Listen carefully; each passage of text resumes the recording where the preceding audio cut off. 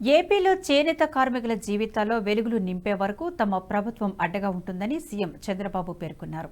చేనేత వస్త్రాలపై జీఎస్టీ తొలగించేందుకు కౌన్సిల్ ఏర్పాటు చేశారు.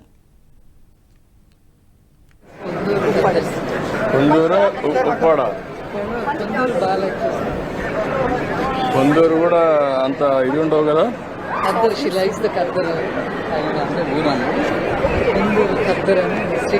ఇది బెటరా అది బెటరా?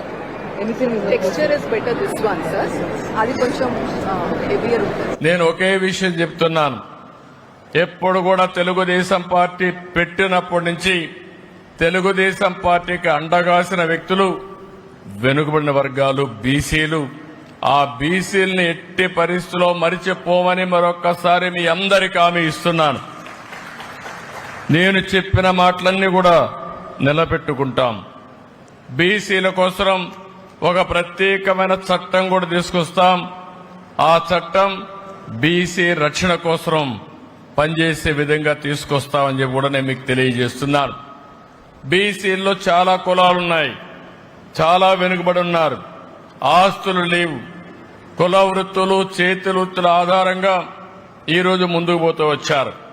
అందుకే ఈసారి బీసీ సబ్ ప్లాన్ కి 5 సంవత్సరాల్లో 1,50,000 కోట్ల రూపాయలు ఖర్చు పెడతామన్నాం. ఇది పెట్టి మీ జీవితాల్లో వెలుగు తీసుకొచ్చే బాధ్యత తీసుకుంటామని చెప్పి కూడా నేను మీకు తెలియజేస్తున్నా. స్థానిక సంస్థల్లో మళ్లీ 34% రిజర్వేషన్లు తీసుకొస్తాం. నా ఆలోచన ఒకటే, అన్ని వర్గాలకు న్యాయం జరగాలి.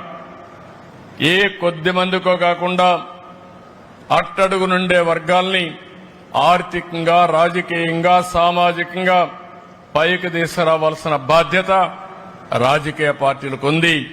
దాన్ని ఏ విధంగా చేయాలనో అనునిత్యం ఆలోచించి చేస్తామని చెప్పి కూడా నేను మీకు తెలియజేస్తున్నా. చట్టసభల్లో వెనుకబడిన వర్గాలకు 33% రిజర్వేషన్ల కోసం అసెంబ్లీలో తీర్మానం చేస్తాం. పార్లమెంట్లో ఇది చట్టం అయ్యే వరకు మీ తరపు నుండి పోరాడతామని చెప్పి కూడా నేను మీకు అందరికీ హామీ ఇస్తున్నాను.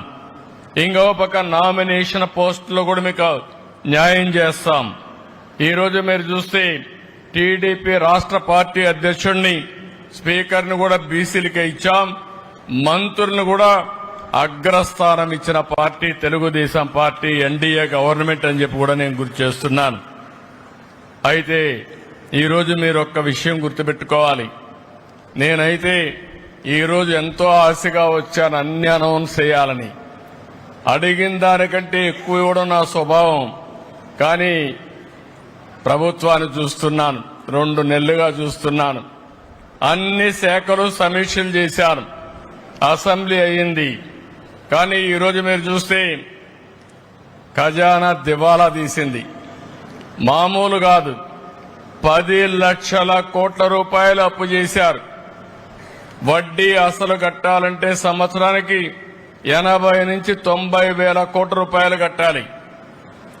ఆదాయాన్ని పెంచకపోతే మనకొచ్చే ఆదాయం అప్పులు కట్టడానికి కూడా చాలే పరిస్థితి లేదు. అంటే పెను సవాళ్లున్నాయి. కానీ ఈ సవాళ్లను అధిగమించడానికి ఈ ప్రభుత్వం దృఢ సంకల్పంతో పనిచేస్తామని చెప్పి కూడా నేను మీకు తెలియజేస్తున్నా. ఏ శాఖలో చూసినా దోపిడీ, విధ్వంసం.